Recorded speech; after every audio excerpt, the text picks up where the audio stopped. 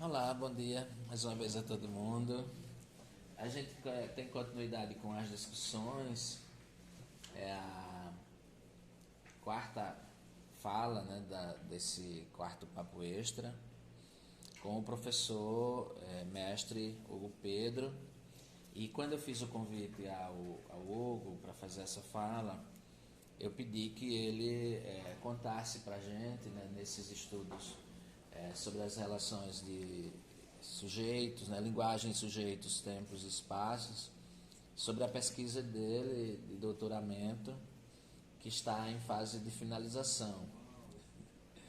O Hugo fará qualificação mês que vem, e para a gente que ele contasse dessa pesquisa para a gente, né? Que está, e aí ele intitulou a fala de Areia, Formigas e Sonho, Paisagem Enunciativa e a Tessitura das Cidades.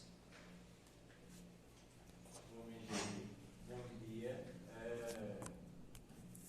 Eu já fiz essa segunda fala que eu faço sobre paisagem linguística barra enunciativa esse ano.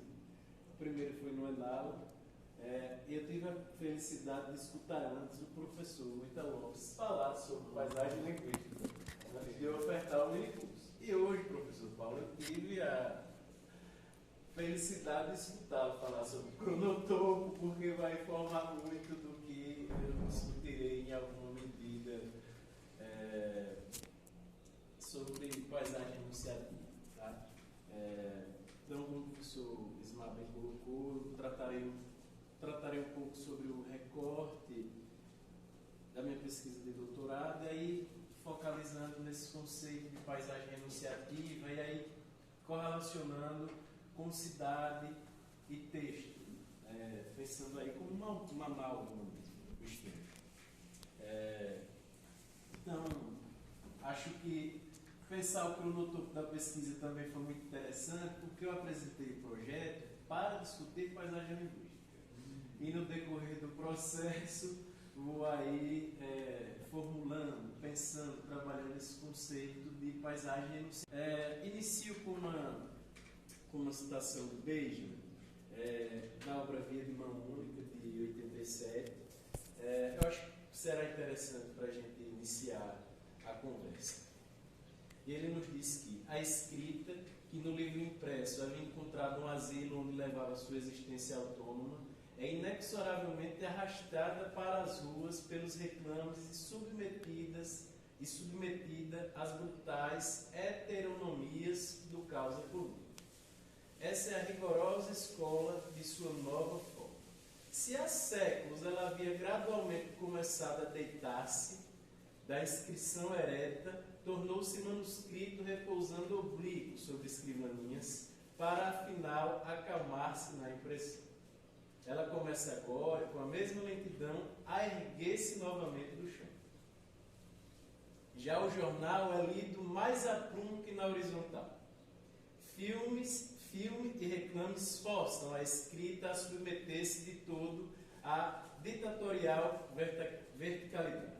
E, antes que um contemporâneo chegue a abrir um livro, caiu sobre seus olhos um tão denso turbilhão de letras cambiantes, coloridas, conflitantes, que as chances da sua penetração na arcaica quietude do livro se tornaram mínimas. Nuvens de gafanhotos de escritura, que hoje já obscurecem o céu do pretenso espírito para os habitantes das grandes cidades, se tornarão mais densas a cada ano seguinte. Outras exigências da vida dos negócios levam mais além.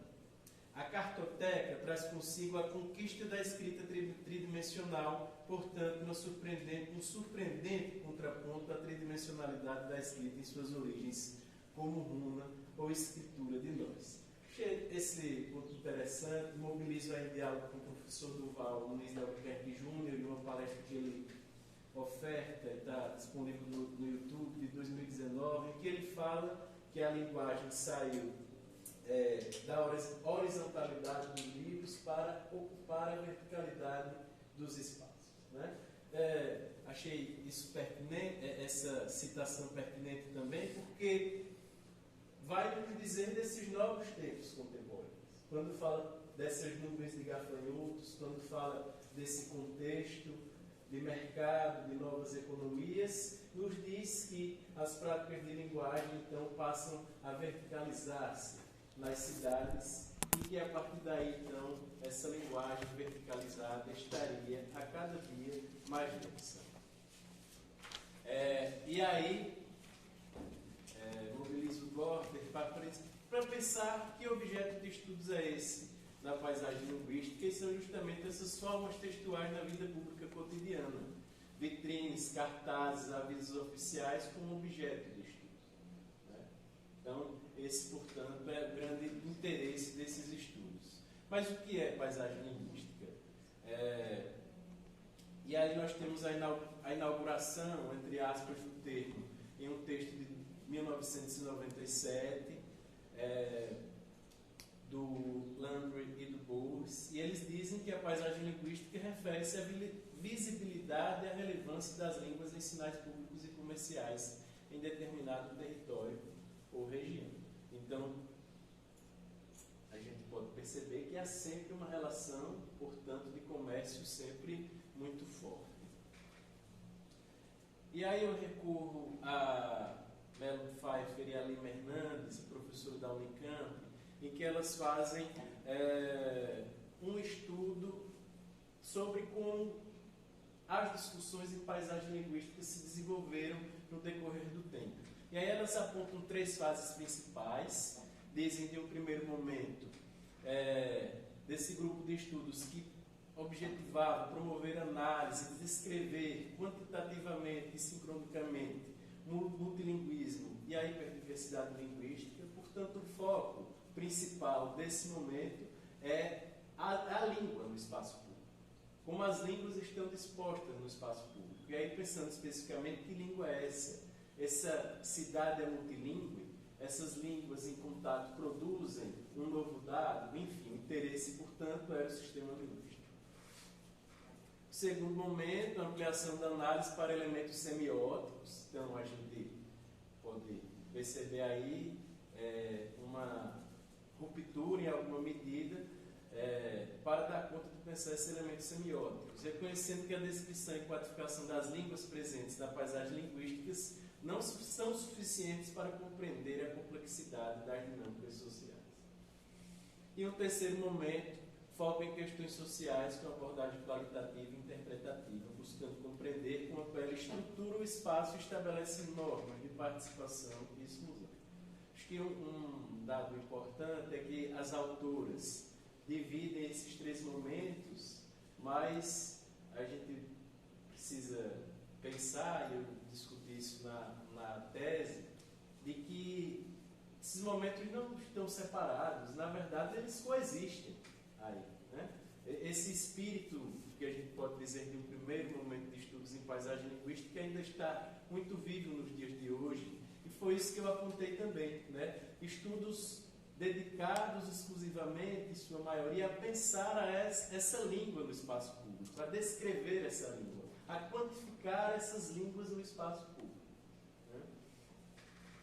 E aí nós temos o trabalho do professor Moita Lopes, que se distancia por uma abordagem alternativa, e ele já nomeia de paisagem semiótica, né?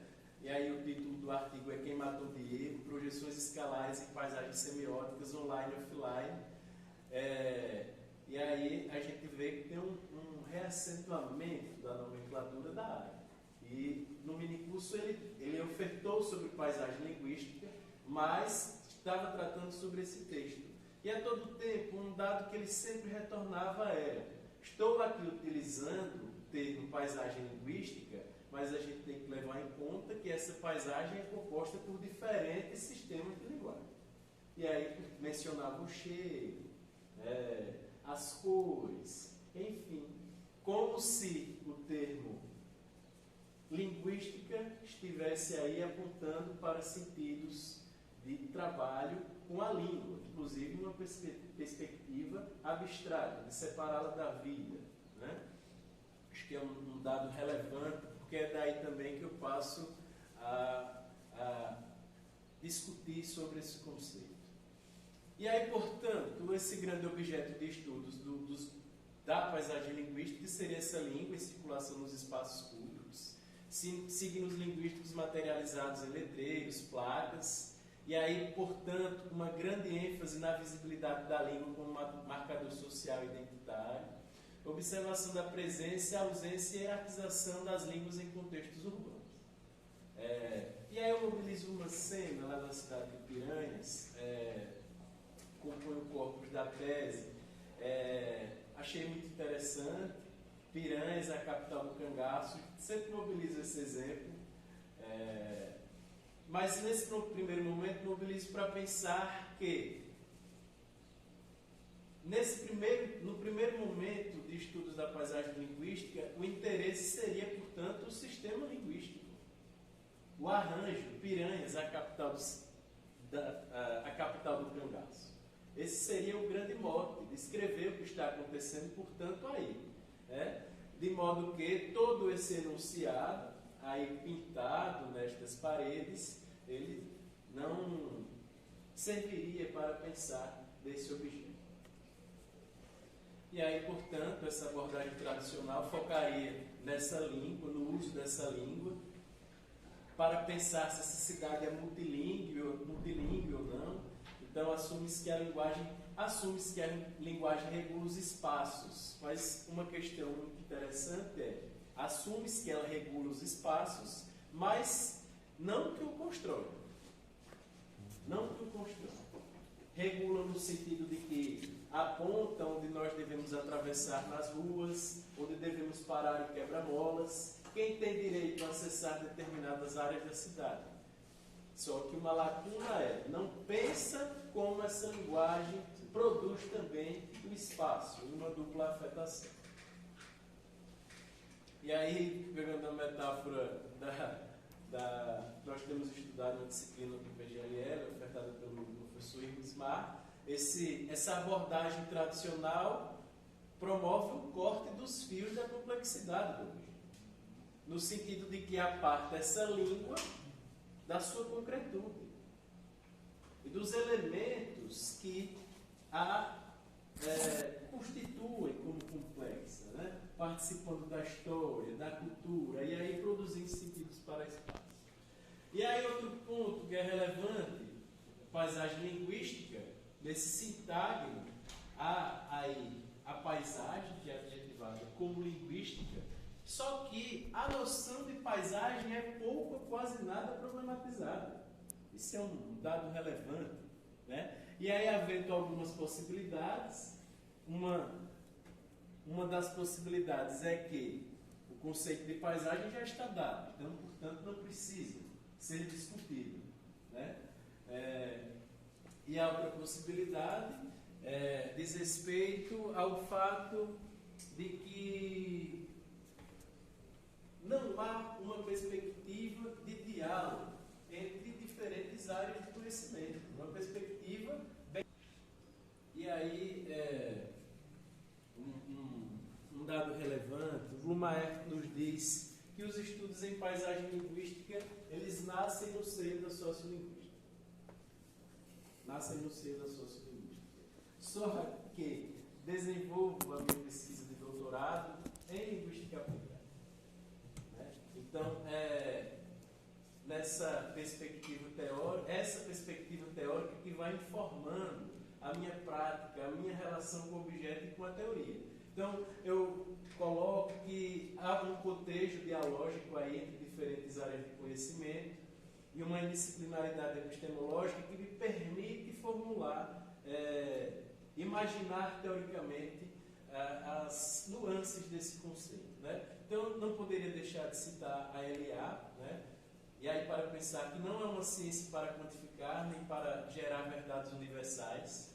Então, a gente pode botar em cotejo com o primeiro momento dos estudos em paisagem linguística para pensar que o grande interesse era descrever e quantificar as línguas.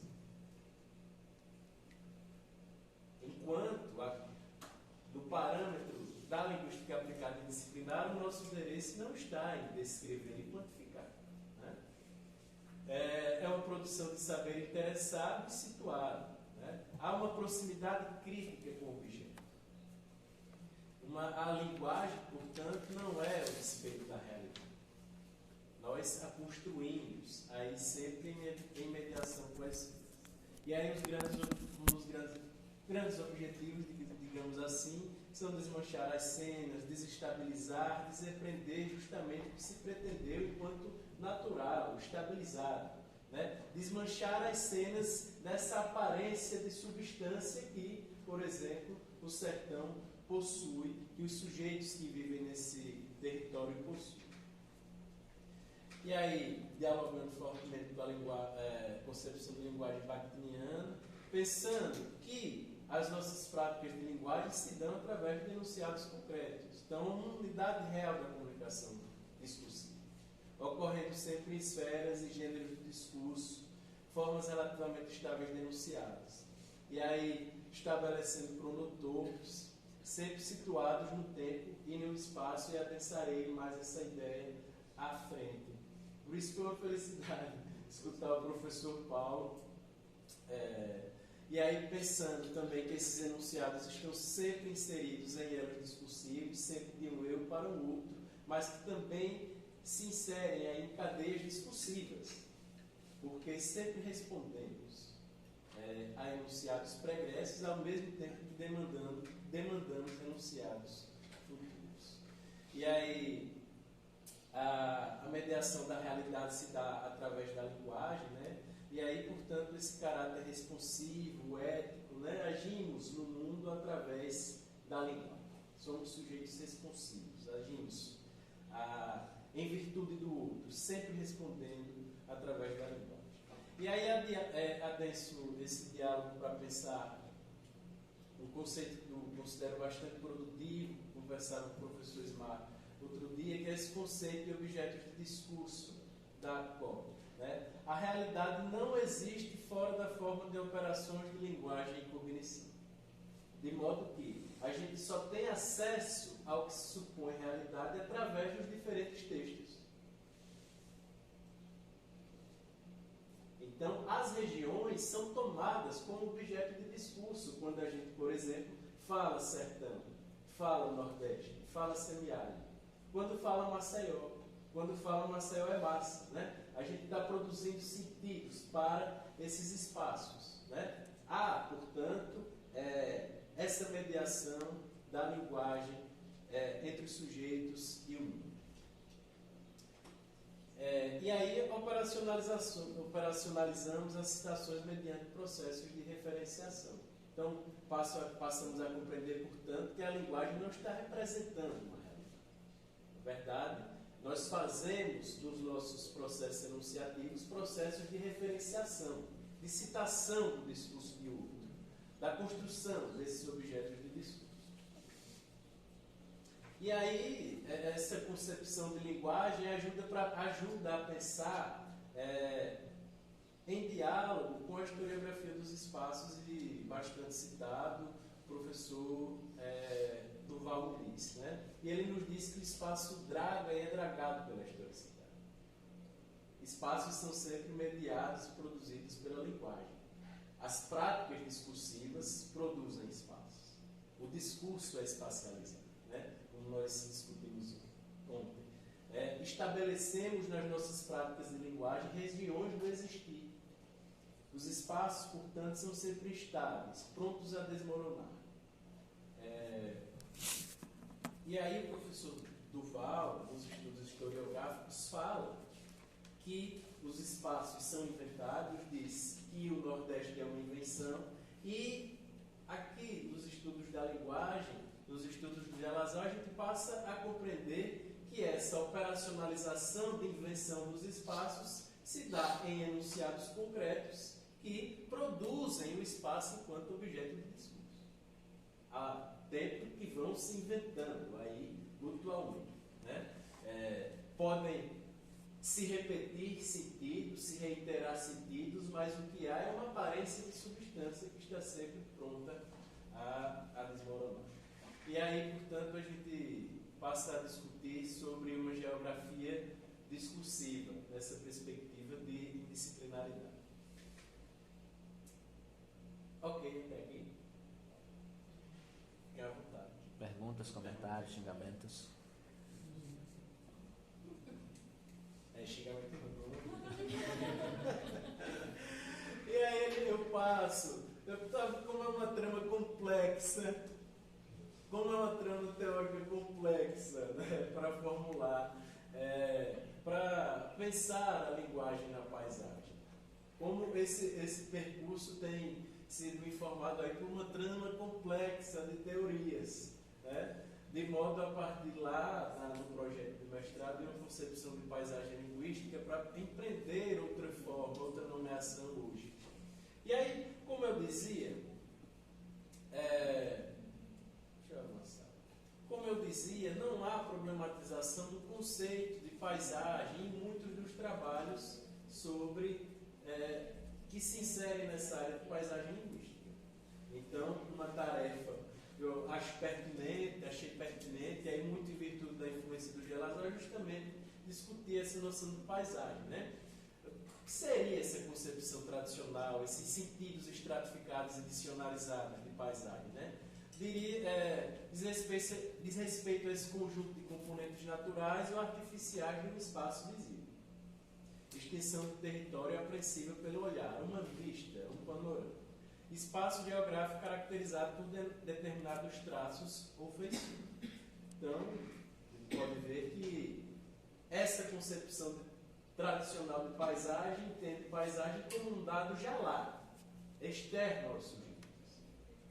Não nos oferta pensar, por exemplo, como o nosso repertório sociocultural nos ajuda a ler essa paisagem e a produzir sentido sobre ela, né? Então, problematizando esse conceito, eu traço alguns diálogos aí com geógrafos e geógrafos,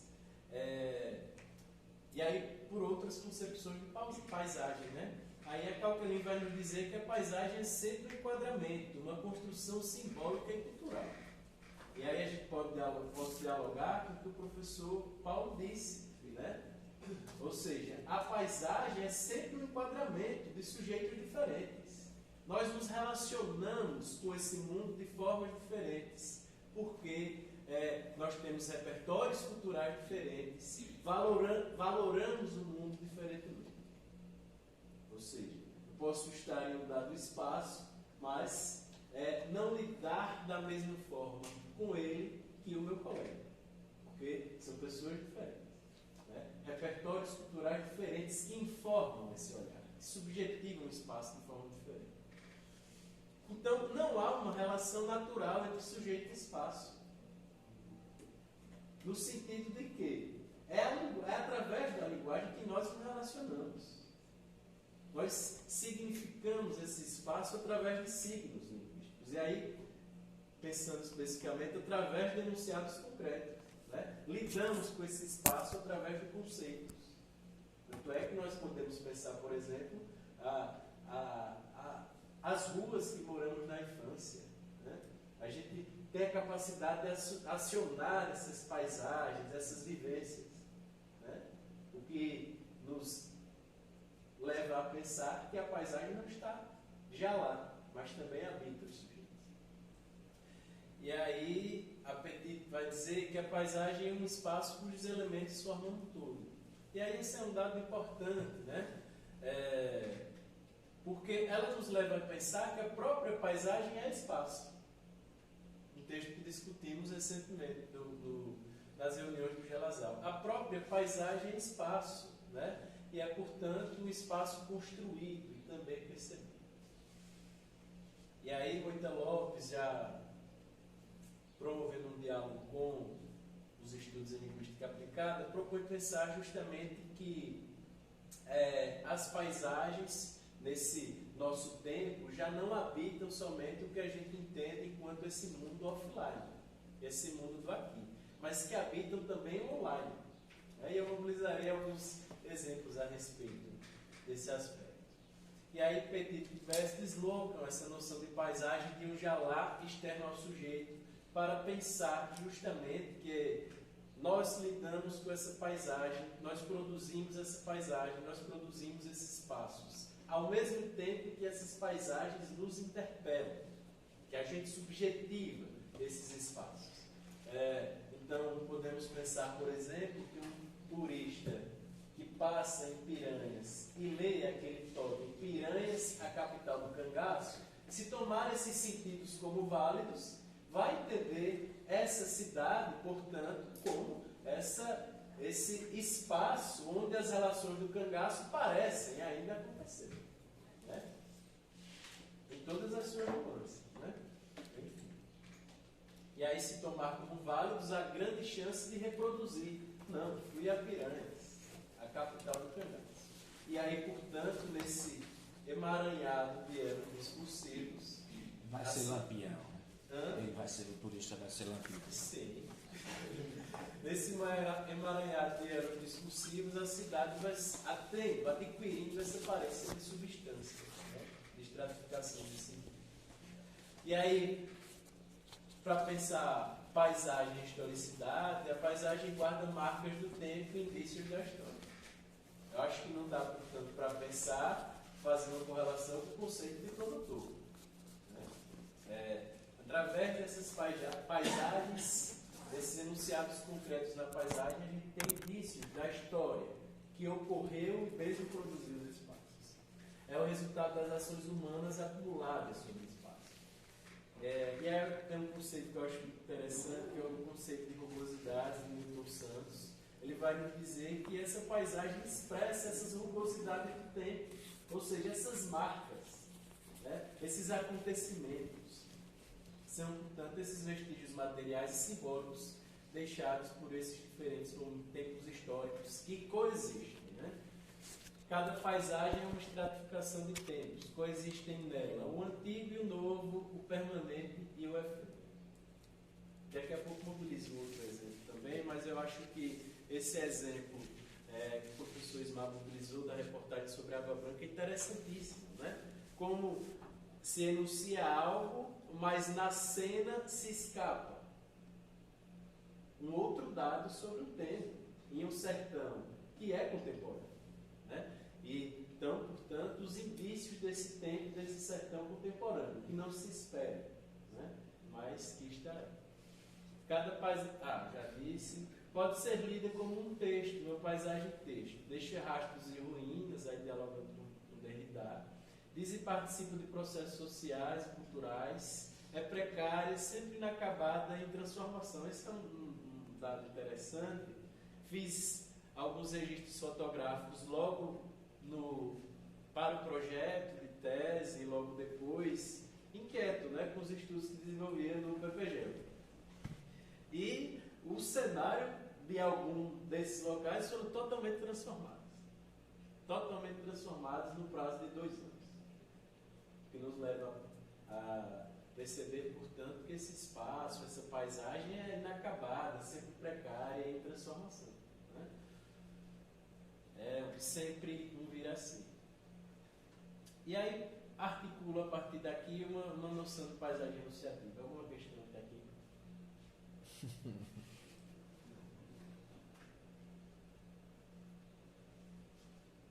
Vamos avançar. Só uma questão.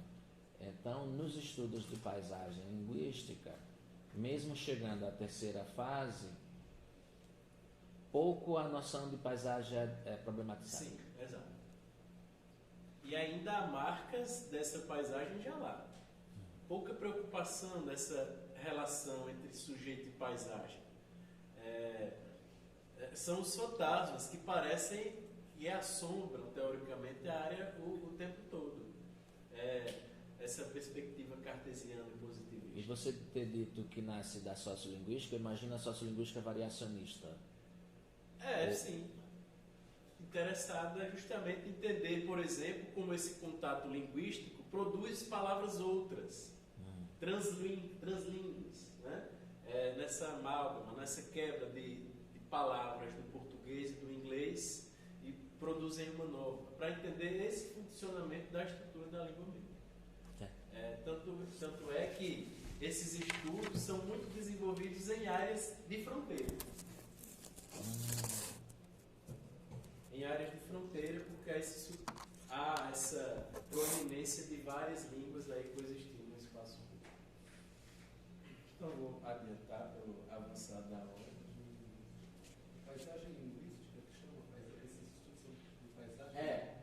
Então, na verdade, é um panorama das línguas que circulam e os movimentos linguísticos que aparecem. Tem nada a ver com a paisagem enquanto objeto de... Exato. Exato. Lida com esse sistema ali, separa da paisagem vida. no sentido de todas as línguas que Isso. podem circular naquele espaço. No panorama. Já lá. E aí, coloco aqui da abstração a noção de paisagem enunciativa.